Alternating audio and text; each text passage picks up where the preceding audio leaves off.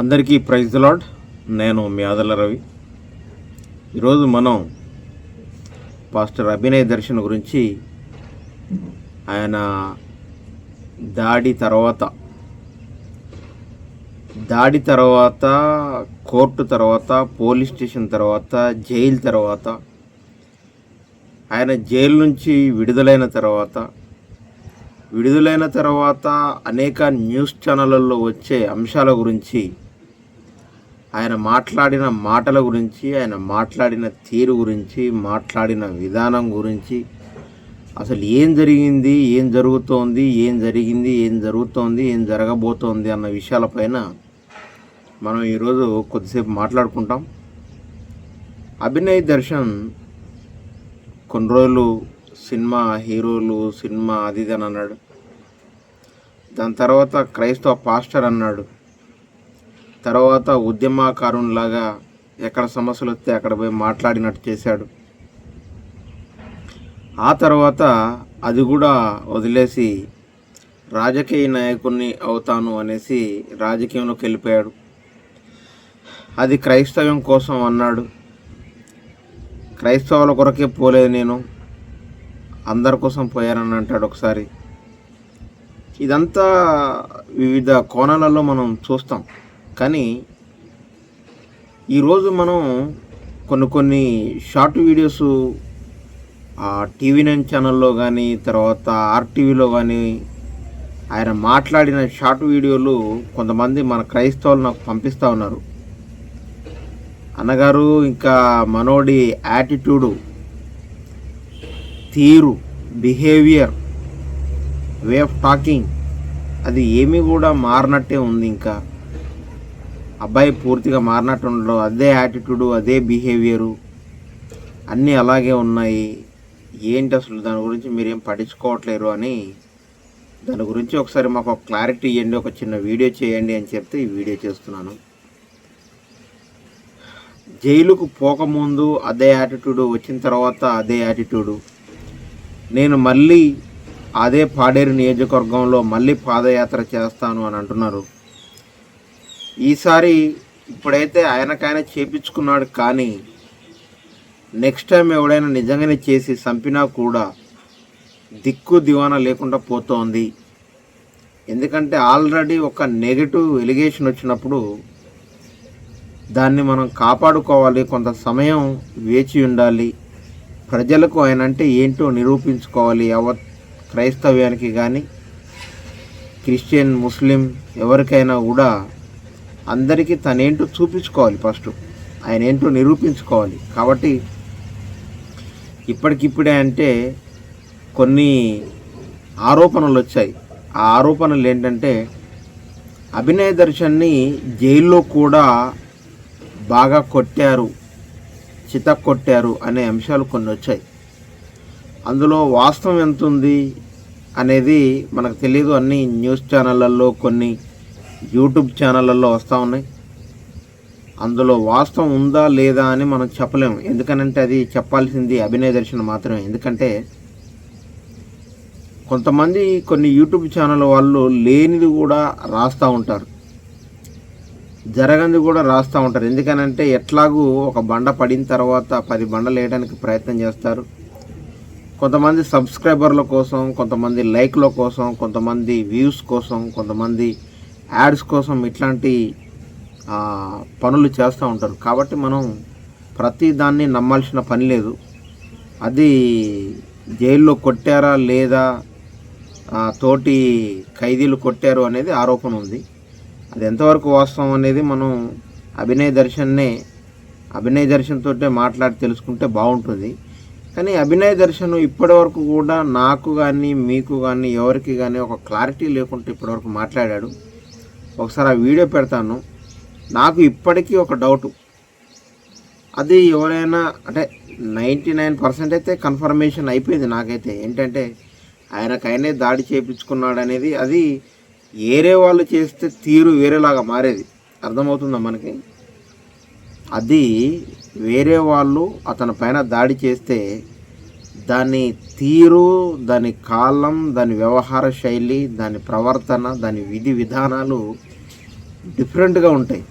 కానీ ఈ తీరు, ఈ పద్ధతి, ఈ ప్రస్తావన, ఈ ఘటన ఇవన్నీ చూస్తే మనకి ఎగ్జాక్ట్లీ ఆయనకైనా చేపించుకున్నట్టు అనిపిస్తూ ఉంటుంది.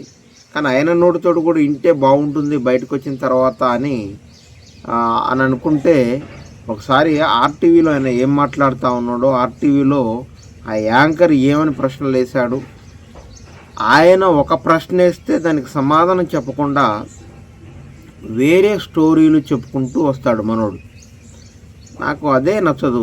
ప్రశ్న అడిగినప్పుడు సమాజానికి కరెక్ట్ ఇన్ఫర్మేషన్ ఇస్తే బాగుంటుంది. ఒకసారి విందాం. అంటే రకంగా మీకై మీరు దాడి చేసుకోవాలన్నటువంటి భావన అసలు ఎందుకు కలిగింది? ఇప్పుడు మొత్తం సోషల్ మీడియా అంతా కూడా ఇదే డిస్కషన్ నడుస్తుంది ఈ టాపిక్ మీదనే. సో నేను నిన్న జైలు నుంచి, నర్సీపట్నం జైలు నుంచి విడుదలైన తర్వాత ప్రెస్ వాళ్ళు వచ్చినప్పుడు కొన్ని ఛానల్ ఆయన ఏం ప్రశ్న అడిగాడు ఆయన యాంకరు, మళ్ళీ ఒకసారి వినండి. యాంకర్ ఏం ప్రశ్న అడిగాడు. మీకు అంటే రకంగా మీకై మీరు దాడి చేసుకోవాలన్నటువంటి భావన అసలు ఎందుకు కలిగింది? ఇప్పుడు మొత్తం సోషల్ మీడియా అంతా కూడా ఇదే డిస్కషన్ నడుస్తుంది ఈ టాపిక్ మీదనే. సో నేను నిన్న జైలు నుంచి, నర్సీపట్నం జైలు నుంచి విడుదలైన తర్వాత ప్రెస్ వాళ్ళు వచ్చినప్పుడు, కొన్ని ఛానల్స్ వచ్చినప్పుడు నేను కొంతవరకు క్లారిటీ ఇచ్చాను. అంటే నన్ను రిమాండ్ చేయడానికి, జైలు పంపించడానికి ఏ సెక్షన్స్ పెట్టాను, అసలు దాడికి సంబంధించిన సెక్షన్స్ నా మీద ఏమీ పెట్టలేదు. ఇది తప్పుడు కేసులు పెట్టి, తప్పుడు సెక్షన్స్ పెట్టి మతపరమైన ప్రచారాలు చేసి మత విద్వేషాలు రెచ్చగొట్టడానికి రాజకీయం పేరుతో పాడేరు నియోజకవర్గంలో ప్రవేశించి అమాయకులను, గిరిజనులు మోసం చేస్తున్నారు అన్నటువంటి తప్పుడు సెక్షన్లు పెట్టి నన్ను జైలుకి పంపించారని క్లియర్గా చదివాను. నేను మళ్ళీ చదువుతాను ఒకసారి ఈ సెక్షన్స్ అన్ని కూడా. ఈ సెక్షన్లో చదవమని కాదు ఆయన అడిగింది. ఆయన అడిగింది ఏంటంటే, మీ పైన మీరు దాడి చేపించుకోవాల్సిన పరిస్థితి ఎందుకు వచ్చింది అన్నప్పుడు నేను చేపించుకోలేదు అని చెప్పాలి, లేదా నేనే ఒళ్ళు కొవ్వెక్కి అలా చేపించుకున్నాను అని ఆయన చెప్పాలి. అవును, ఎస్ ఆర్ నో అన్న దాని గురించి వివరణ ఇచ్చినా బాగుంటుంది. కానీ ఆయన ఏ పోలీసు వాళ్ళు ఏ సెక్షన్లు పెట్టిరని అడగలేదు. నువ్వేమో పేపర్లు తీసి నాకు ఈ సెక్షన్లు పెట్టిర్రు, ఆ సెక్షన్లు పెట్టిర్రు అని చెప్తా ఉన్నావు. సెక్షన్లు ఏం పెట్టారనేది కాదు, సెక్షన్లు ఏం పెట్టారు అది వేరే సబ్జెక్ట్. అది ఆయన అడిగిన ప్రశ్న ఏంటి, ఆయన విలేకరు నీపైన నువ్వు దాడి చేయించుకోవాల్సిన పరిస్థితి ఎందుకు వచ్చింది అన్నప్పుడు దానికి సంబంధించి మాత్రమే చెప్పాలా. అడిగిన ప్రశ్నకి, సరైన ప్రశ్నకి సరి అయిన సమాధానం చెప్పినవాడు జ్ఞాని. దాన్ని డొల్లు పీయడం కోసం ఈ కేసులు పెట్టారు, ఆ కేసులు పెట్టారు, ఇలా బనాయించారు, అలా బనాయించారు అనే మాటలు చెప్పకూడదు. ఇంకొకటి, నువ్వు క్రైస్తవుడివి, నీ ఉద్దేశం ఏంటి? నేను ఎమ్మెల్యేనయ్యి క్రైస్తవుల తరపున నేను పోరాడాలి, అసెంబ్లీలో నా గలం ఇప్పాలి అని నీ ఆలోచన నీకుంది అనుకున్నప్పుడు, ఎవరైనా కానీ క్రైస్తవులు, ముస్లింలు, హిందువులు అందరూ సమానంగా నేను ఎవరు చూడరు. ఒకవేళ నువ్వు పోయి అడగాలన్నా హిందువుల్లో ఉన్న హిందూ మతోన్మాదులు రెచ్చగొట్టి ఇదే పనికి పురికొల్పుతారు. కానీ వాళ్ళు అడిగిన ప్రశ్న ఏంటి, నువ్వు చెప్పే సమాధానం ఏంటో నాకు అర్థం కాలేదు. ఈ ఆర్టీఓలే కాదు, మొన్న TV9 వాళ్ళు కూడా ఒక ప్రశ్న అడుగుతారు. వాళ్ళు సంబంధం లేని సెక్షన్లు పెట్టారని చెప్తాడైనా, వాళ్ళు అడిగింది ఏంది అని చెప్పేది ఏందో ఒకసారి చూద్దాం. ఈ రోజు నేను ఇన్ని రోజులు జైల్లో, 8 రోజులు జైల్లో ఉండడానికి కారణం ఏంటి, నన్ను రిమాండ్ చేయడానికి కారణం ఏంటంటే దాడి కాదు, దాడి చేసిన వాళ్ళు కాదు, దాడి చేయించుకున్నాం అనేది కాదు, ఏది కాదు. అసలు నన్ను అరెస్ట్ చేయడానికి దాడి చేపించుకున్నామనేది కూడా కాదు. అంటే నీకే ఒక క్లారిటీ లేదు. దాడి జరిగిందని కాదు, దాడి చేశారని కాదు, దాడి చేపించుకుందామని కాదు.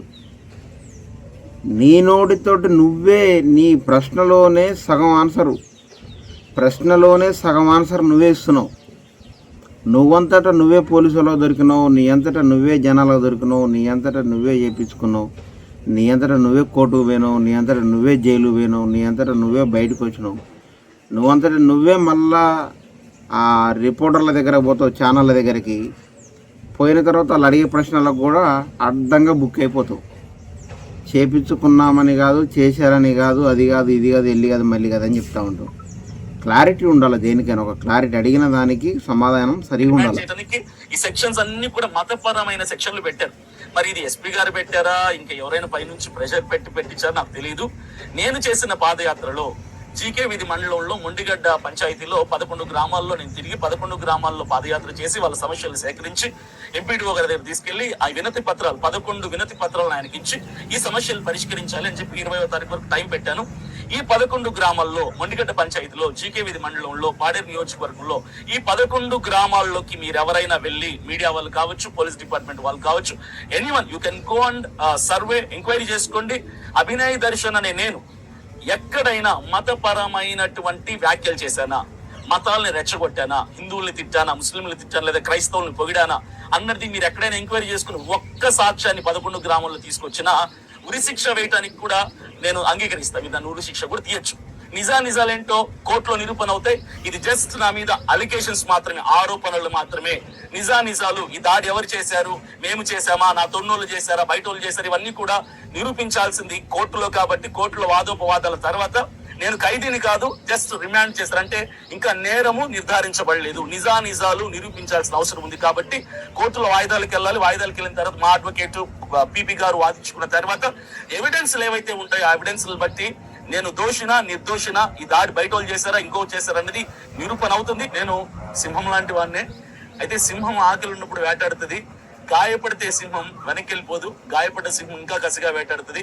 ఈరోజు నేను గాయపడ్డ సింహం లాంటి వాడిని, కసిగా వేటాడతాను, ఇదే పని మొదలు పెడతాను, ఇదే పాదయాత్ర కొనసాగుతుంది. ఎలాంటి గ్యాప్ లేదు, ఎలాంటి విరామం తీసుకోను, కంటిన్యూ అవుతుంది. అదే పాడేరు నియోజకవర్గం నుంచి ఇదే పాదయాత్ర కొనసాగుతుంది. అదే గ్రామాల్లోకి వెళ్తాను, అదే ప్రజల సమస్యల్ని ప్రభుత్వం దృష్టికి తీసుకెళ్తాను. ఒక అబద్ధాన్ని ఇంత హుందాగా కూడా చెప్పొచ్చు అని అభినయ్ దర్శన్ దగ్గరనే మనం తెలుసుకున్నాం. ఒక అబద్ధాన్ని, ఒక వర్గానికి ఇన్స్పిరేషన్ మీరు అభినయ్ దర్శన్, ఒక వర్గానికి ఇన్స్పిరేషన్ మీరు. ఎందుకంటే ఒక అబద్ధాన్ని ఈ విధంగా కూడా చెప్పొచ్చు, ఇంత హుందాగా చెప్పొచ్చు అనే దానికి ఆ వర్గానికి ఇన్స్పిరేషన్ మీరు. అడిగే ప్రశ్న పక్కన పెట్టి లేనిపోని సోదంతా చెప్పుకుంటా సావనాడు. అడిగే ప్రశ్నలు వేరు, చెప్పే సమాధానం వేరు. ఆ యాటిట్యూడు, ఆ వే ఆఫ్ లాంగ్వేజు, ఆ బిహేవియర్ అనేది ఇంకా చేంజ్ కాలేదు. పెద్ద డైలాగులు, అది సినిమా కాదు, అట్లా మాట్లాడకూడదు.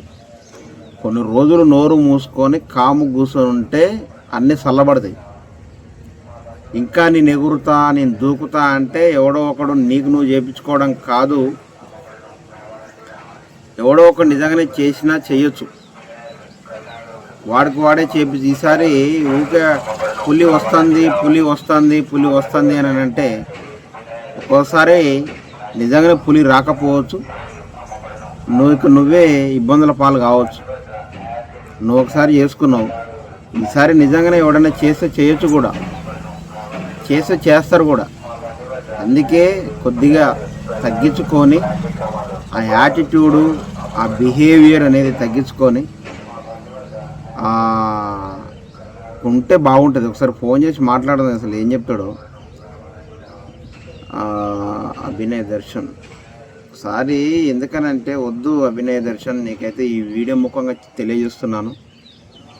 ఆ యాటిట్యూడు, బిహేవియరు, కొంచెం ఆ అగ్రెసివ్ అనేది తగ్గించుకుంటే చాలా బాగుంటుంది అనేది నా ఆలోచన. మార్చుకో, యాటిట్యూడ్ మార్చుకో, బిహేవియర్ మార్చుకో, క్యారెక్టరైజేషన్ మార్చుకో, ముఖ్యంగా నీ తీరు మార్చుకో. ఒక అబద్ధాన్ని మళ్ళీ పూరిలో ఉన్న ఆయిల్లాగా లేకపోతే ఆ బోండాలు చేసేటప్పుడు, లేకపోతే ఆ వడాలు చేసేటప్పుడు నూనెను మరిగించి చేస్తారు కదా, అలా చేస్తే ఆ నూనెతో తిన్నోడికి క్యాన్సర్ వస్తుంది. మాటలు కూడా మార్చి ఒకదానికొకటి పొంతన లేకుండా మాట్లాడుతూ ఉంటే ఇంకా నువ్వు దొంగవి అని నిరూపించబడతావు. ఏ మీడియా వాళ్ళు వచ్చినా నోరు మూసుకొని, ఇప్పుడు నేను ఎవరికి ఏమీ ఇంటర్వ్యూలు ఇవ్వట్లేదు, ఎవరికి ఏమి ఇవ్వట్లేదు అని నోరు మూసుకొని కాముకుండు. కొన్ని రోజుల తర్వాత, మగ్గిన తర్వాత అప్పుడు చెప్పాలి. ఇవన్నీ ఇప్పటికే ఇంకా నొప్పులు మంటలు చల్లారలేదు క్రైస్తవ్యంలో కానీ బయట కానీ, నువ్వు మళ్ళా మాట్లాడుతా ఉన్నావు అదే యాటిట్యూడ్ అదే బిహేవియర్ తోటి. నిరూపించుకోవాలా నేను కాదు అని. నిజానికి నిజమే ఉంటుంది, అబద్ధానికి అబద్ధమే ఉంటుంది. ఒకసారి అభినయ్ దర్శన్ కాల్ చేస్తున్నాను, మాట్లాడదాం. స్విచ్ ఆఫ్ బయటకు వచ్చాడు, మరి స్విచ్ ఆఫ్ తీయలేదనుకుంటా. ఇంకా స్విచ్ ఆఫ్ అయితే వస్తుంది. ఏది ఏమైనా కూడా ఆ యాటిట్యూడ్ బిహేవియర్ మార్చుకో. నువ్వు మాకేం శత్రువు కాదు, మా మిత్రుడివే. దేవుడు నిన్ను ఇంకా నీతిమంతుడిగా యథార్థవంతుడిగా తయారు చేయాలి. దొంగను చూసి దొంగ కావాలనుకోవద్దు, హీరోని చూసి హీరో కావాలనుకోవద్దు, ఆస్తులను చూసి కోటీశ్వరుని కావాలని కోరుకోవద్దు, రాజకీయ నాయకులను చూసి రాజకీయ నాయకుడు కావాలని, పాస్టర్ని చూస్తే పాస్టర్ని కావాలని, ఉద్యమకారుని చూస్తే ఉద్యమకారుని కావాలని, యూట్యూబ్లో మాట్లాడేటోని చూస్తే యూట్యూబ్లో మాట్లాడేటోని కావాలని కోరికలు అతిగా పెంచుకోకూడదు. దేనిపైన మన జీవితం ఏంది, మన ఎబిలిటీ ఏంది, మన క్యాపబిలిటీ ఏంది, మన స్థితిగతి, మన పరిస్థితి ఏంటో అర్థం చేసుకొని ముందుకు సాగాలే తప్ప, ఇప్పుడు నీకు హార్ట్లో 2 స్టంట్లు ఉన్నాయని నువ్వే చెప్పావు. దానికి ఆస్పిరిన్ 75 mg ట్యాబ్లెట్లు వేసుకుంటున్నాను, బ్లడ్ తినరని చెప్పావు. బై మిస్టేక్లో జరగరాని జరిగితే బ్లడ్ మొత్తం లాస్ అయిపోతే చచ్చిపోయేది, ప్రాణాలు పోయేది నీదే కదా. అయినా ఈ ఎమ్మెల్యేలు ఎంపీలు మనకు అవసరమా? ఒక క్రైస్తవ ఒక ఎమ్మెల్యే అయితేనో ఒక ఎంపీ అయితేనో మనం క్రైస్తవ్యాన్ని కాపాడుకుంటాము అని అనుకుంటే అది చాలా మూర్ఖత్వం. యావత్ ప్రపంచంలో ఉన్న క్రైస్తవులందరూ కూడా మీ బుర్ర తక్కువ పిచ్చి ఆలోచనలను మానిపిస్తే బాగుంటుంది. అలాగనుకుంటే ముస్లింలో అక్బరుద్దీన్ ఓవైసీ ఉన్నాడు కదా బ్రదర్. ముస్లింలలో క్రైస్తవ్యంలో ఒక్కరిని చూపించు అని అంటే అది అక్బరుద్దీన్ ఓవైసీ అనేవాడు అటువంటి పరిస్థితులలో నుంచి వెళ్ళి హుందాగా పైకి వచ్చాడు. కానీ ఇట్లాంటి యాటిట్యూడ్లు ఇట్లాంటి బిహేవియర్లు చూపించి నేనేదో కావాలనుకొని మన కోరిక కోసం ఆయన రాలేదు. ఆయనకు ఒక సంకల్పం ఉంది కాబట్టి ఆయన అయ్యాడు. మనం ముస్లిం కోసమైనా క్రైస్తవ్యం కోసమైనా హిందువుల కోసమైనా ఒక సంకల్పం ఉండాలి, నేను అది కావాలి అని. కానీ మనం సంకల్పాన్ని చూపిస్తూ ఆ సంకల్పం లేకపోయినా ఆ సంకల్పాన్ని చూపిస్తూ డబ్బులు దండుకోవడం కోసమో పేరు ప్రతిష్టల కోసమో ఇట్లాంటివి చేస్తే మనం భూమి మీద మనుషులు మనకేం తెలుసు, మనకేం తెలియదు. కానీ బయలున్న దేవుడు వీడు సంకల్పం చూపిస్తూ డబ్బుల కోసం పేరు ప్రతిష్టల కోసమే పోరాడుతున్నాడు తప్ప వీడికి సంకల్పం లేదు అని దేవుడికి ఒకవేళ అర్థమైతే దాని నుంచి నేను డిస్మిస్ చేస్తాడు. అది నీకు దక్కదు. నువ్వే కాదు ఎవరైనా అట్లాంటి పనులకు పూనుకుంటే అది సరైంది కాదు. అక్బరుద్దీన్ ఓవైసీ మనం ఒకటి క్రైస్తవ్యం కోసం ఇగో మనసు ఉంటే 100 మార్గాలు ఉంటాయి బ్రదర్. ఏదైనా చేయొచ్చు మనసుంటే మార్గం ఉంటుంది అని ఉట్టిగానే చెప్పలేదు.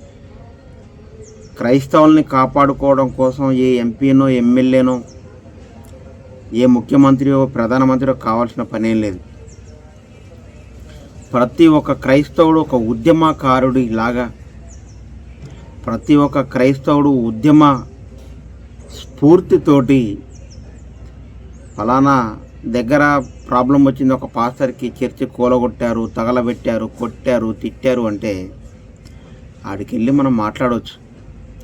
ఉద్యమ నాయకుల్లాగా ఉవ్వెత్తున కెరటాలు ఎగసిపడేలాగా మాట్లాడవచ్చు.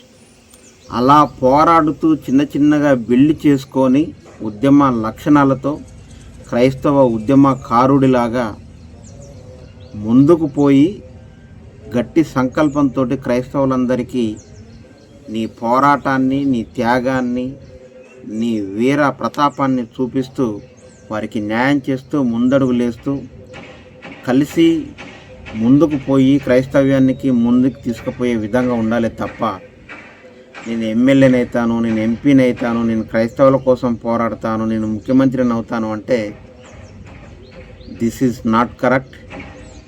ఇది పాసిబుల్ కాదు అని నేను చెప్తాను. అర్థమవుతుందా? పోరాడాలి అనుకుంటే, క్రైస్తవ్యంకి సహాయం చేయాలి అనుకుంటే నువ్వు ఎలాగైనా చేయొచ్చు. మనసుంటే 100 మార్గాలు ఉంటాయి. నేను అదే అవుతాను, అప్పుడే చేస్తాను అంటే కాదు.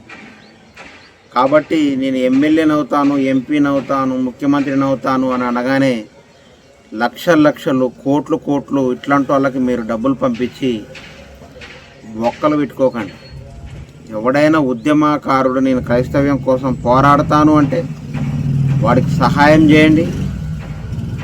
వారితో 10 మంది తీసుకుపోయే విధంగా, వారితో ఒక 20 మందిని తీసుకువెళ్ళి అక్కడున్న సమస్యని పరిష్కరించే వారికి మీరు ఆర్థికంగా సహకరించాలి తప్ప నేను ఎమ్మెల్యేని అయిన తర్వాతనే నేను ఈ పని చేస్తాను, నేను ఎంపీని అయిన తర్వాతనే నేను ఈ పని చేస్తాను, నేను మంత్రిని అయిన తర్వాతనే ఈ పని చేస్తాను, నేను ముఖ్యమంత్రిని అయిన తర్వాతనే ఈ పని చేస్తాను అని ఎవడైనా మీకు క్రైస్తవులుగా కల్లిబొల్లి మాటలు చెప్తే మీరు నమ్మొద్దు. అవన్నీ బ్రోకర్ మాటలు తప్ప అవన్నీ నిజమైన పనులు కావు. సొమ్ము కూడబెట్టుకోవడం కోసం చేసే చిల్లర పనులు తప్ప మరొకటి కాదు. మనసుంటే మార్గం ఉంటుంది. ఒక ఉద్యమకారుడిగా ఉద్యమ లక్షణాలు మీలో ఉన్నట్టయితే తండోపతండాలుగా చేయి కలిపి మీరు రండి. సమస్య ఉన్న దగ్గరికి వేలాదిగా, వందలాదిగా, లక్షలాదిగా తరలిరండి. ఉద్యమ భావంతో, ఉద్యమ లక్షణంతో, ఉద్యమ లక్ష్యంతో మీరు ముందుకొస్తే తప్పకుండా పనులు అయిపోతాయి. ముఖ్యమంత్రి, మంత్రి, ఎమ్మెల్యే కావాల్సిన అవసరం లేదు. ఒక ఉద్యమకారుడు 1,000,000 మంది ముఖ్యమంత్రుల కంటే పోటుగాడు అని చెప్తాను నేను. అర్థమవుతుందా? ఈ స్వలాభం కోసం స్వబుద్ధిని ఆధారం చేసుకొని, ఈ వక్ర బుద్ధిని ఆధారం చేసుకొని పిచ్చి వేషాలు ఎత్తే దేవుడు పుచ్చని పుచ్చకాయలాగా పలగొడతాడు. అది సరికాదు అని తెలియజేస్తున్నాను. అందరూ అర్థం చేసుకోండి. నేను ఎమ్మెల్యేని అవుతా అనేటోడికి, ఎంపీని అవుతా అనేటోడికి మీరు డబ్బులు పంపించకండి, ఆర్థికంగా సహకారం చేయకండి. అవసరం లేదు. ఎమ్మెల్యేలు, ఎంపీలు మనకు అవసరం లేదు. ఒక ఉద్యమకారుడు అంటే ఉద్యమ భావాజలం ఉండి క్రైస్తవ్యం కోసం పోరాడాలి అని మనసున్నోడికి 100 మార్గాలు ఉంటాయి. కాబట్టి వాడు ఎక్కడున్నా చేస్తాడు. నేను ఇక్కడుండి ఆంధ్రప్రదేశ్లో వ్యవహారాన్ని నడిపించగలను. అక్కడున్న పోలీసులు డిపార్ట్మెంట్లతో మాట్లాడే తీరు, పద్ధతితోటి అక్కడ ఒప్పించచ్చు. ఆంధ్రప్రదేశ్లో ఒక ఉద్యమకారుడు ఉంటే తెలంగాణలో ఏమైనా ప్రాబ్లమ్ వస్తే అక్కడ నుంచి ఇక్కడ కూడా నడిపించచ్చు.